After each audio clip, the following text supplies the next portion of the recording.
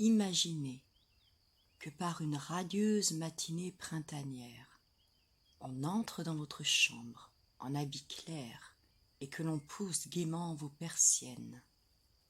À votre grande surprise, vous découvrez sur le plateau du petit déjeuner quelques brins de muguet dans un verre, ou bien une branche du lilas mauve le plus odorant, où la rosée de l'aube perle encore.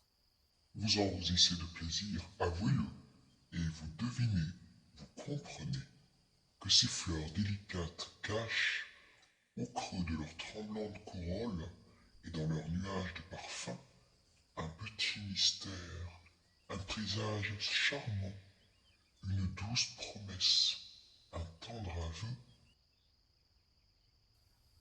Dans toutes les mythologies, dans les légendes les plus anciennes, les fleurs ont une valeur emblématique. Elles sont souvent associées à une divinité, comme si le simple et prodigieux miracle de leur épanouissement était un signe, un message envoyé aux hommes. Les Grecs, en particulier, ont attribué à la naissance de chacune des fleurs de leur terre méditerranéenne une explication symbolique, liée le plus souvent à des histoires d'amour mettant en scène héros et hôtes de l'Olympe. Le langage des fleurs a donc une très longue histoire. On peut même parler de langage, puisque le symbolisme varie au gré des latitudes. Une fleur sauvage piquée dans l'odorante chevelure d'une jeune fille, en effet, n'a pas la même signification sur un rivage grec, au cœur de la brûlante Andalousie, ou sur une île océanienne paradisiaque. Plus encore, les valeurs symboliques diffèrent entre régions et parfois d'un village à l'autre. Il existe néanmoins des constantes liées au caractère de la fleur et surtout à sa couleur. Ainsi, le blanc, qui des quatre éléments symbolise l'eau, est généralement associé à l'innocence, à la pureté, à la naïveté et à la joie. Le rouge, symbole du feu, lié au soleil et à l'été, est la couleur de la pudeur. Le bleu, symbole de l'air, teinte du ciel et associé à l'automne, évoque la pureté des sentiments, la sagesse, l'amour pur et platonique, la communication des âmes. Quant au jaune, couleur de l'or, s'il est synonyme de richesse, de réussite et de gloire, il est également le reflet de l'infidélité. Mais le symbolisme des fleurs est d'une complexité plus subtile encore. Leur parfum, leur nom et bien d'autres facteurs auréolés de mystère l'influencent. On a cherché à diverses reprises à codifier ce symbolisme et l'ouvrage le plus célèbre à cet égard est le langage des fleurs de Madame de la Tour. Les poètes, quant à eux, et depuis toujours, ont parlé naturellement de cet obscur idiome, souvent en l'interprétant à leur façon.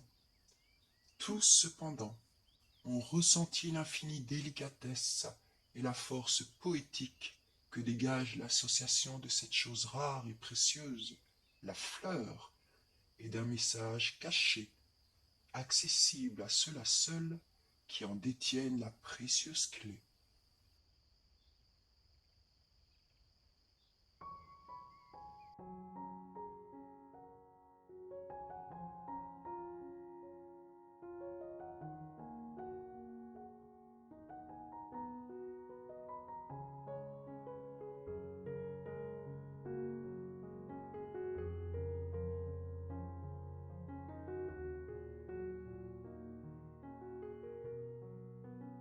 Jacinthe des bois.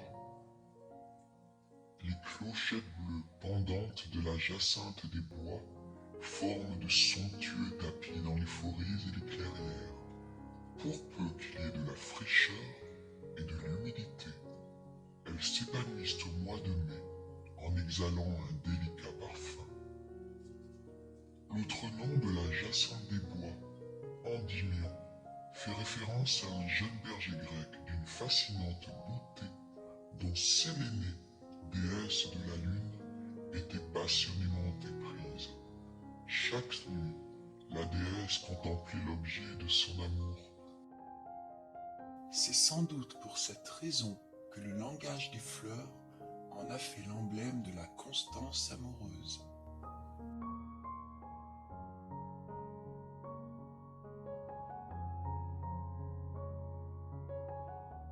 La marguerite, Marguerite. Le jeu de la franche marguerite séduit les amoureux. Elle m'aime un peu, beaucoup, passionnément. Le nom de la plante vient du grec margarites, perle, et elle est tout naturellement symbole d'innocence et de pureté.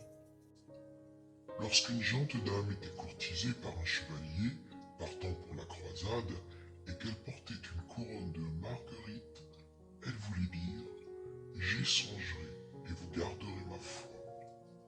Si elle permettait au chevalier de faire graver sur son écu 2 marguerites entrecroisées, elle témoignait ainsi de son penchant amoureux et était définitivement engagée. Le pissenlit, le beau pissenlit jaune. Tous les enfants aiment souffler sur les boules plumeuses des pissenlits. Les graines, portées par une sorte de petit parachute, se dispersent au vent et se répandent dans les cheveux, sur les vêtements. Si l'on fait un vœu et que l'on souffle toutes les graines en une seule fois, il sera sans doute exaucé. C'est pourquoi le pissenlit est un symbole d'oracle et de divination. Ces boules de graines lui ont valu, dans certaines régions, d'être appelées couronnes de moines. Cette plante médicinale porte également le nom de dent de lion, parce que ses feuilles dentées évoquent les mâchoires du roi des animaux. Autrefois peu apprécié en matière culinaire, le pissenlit a vu cette mauvaise réputation confirmée par l'usage en recevant les sobriquets de salade des chiens ou salade des taupes. Je ne sais pas vous, mais moi, j'adore le pissenlit. Autant sa couleur jaune magnifique que ses feuilles dans mon assiette. La jolie rose trémière. Cette plante fière, si répandue dans nos jardins qu'on pourrait la croire indigène, a été importée de Chine au XVIe siècle. C'était là-bas un symbole de fertilité. La rose trémière a très vite connu un grand succès, sans doute en raison de sa culture aisée et surtout de son intérêt thérapeutique. On a utilisé ses feuilles pour guérir les chevaux blessés au sabot. Sa beauté et sa grâce l'ont mise en compétition avec la rose. Elle a d'ailleurs été nommée passe-rose, rose alcée. Et rose trémière, qui signifie outre-mer. Quand elle se balance avec ses teintes délicates à la plus belle place du jardin, on ne peut imaginer fleur symbolisant mieux l'ambition féminine. Le jasmin, Le jasmin jaune, la grâce et l'élégance. le jasmin blanc, l'impatience amoureuse. Le jasmin d'Espagne, la sensualité. Le mot jasmin vient de l'arabe jas, désespoir, et mine, mensonge, évocateur des méandres amoureux. La plante est aussi somptueuse par ses senteurs que par sa floraison. Elle exhale un parfum puissant, exotique, très entêtant le soir. Au XVIe siècle, le duc de Toscane aurait été le seul à posséder un pied de jasmin. Son jardinier amoureux de sa fille en ayant dérobé une branche. Encore une histoire d'amour.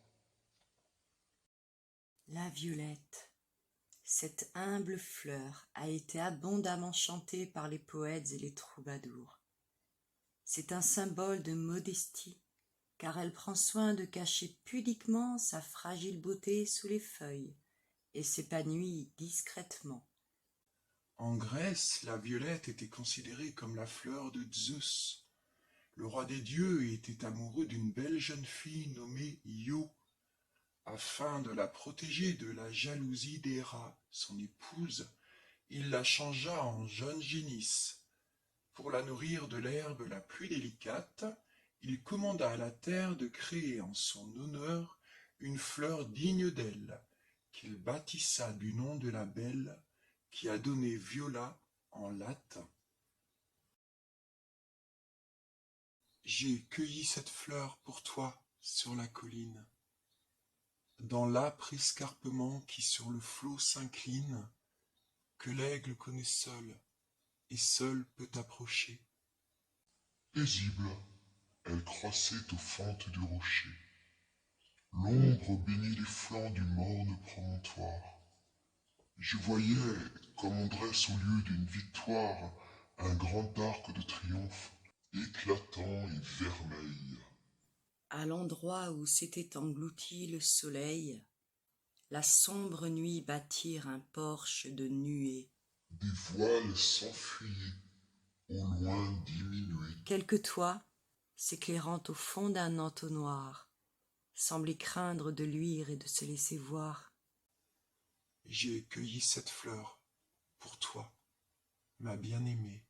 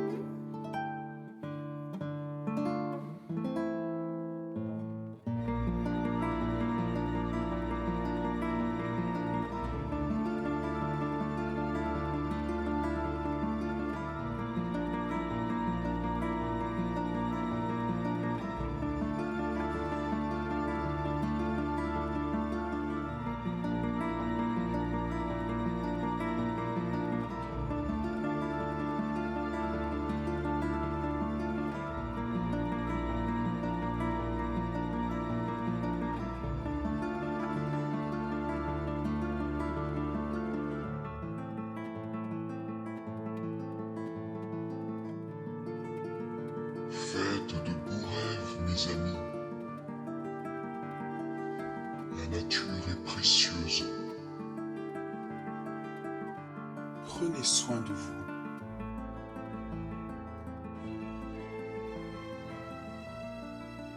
Et de la nature qui vous entoure.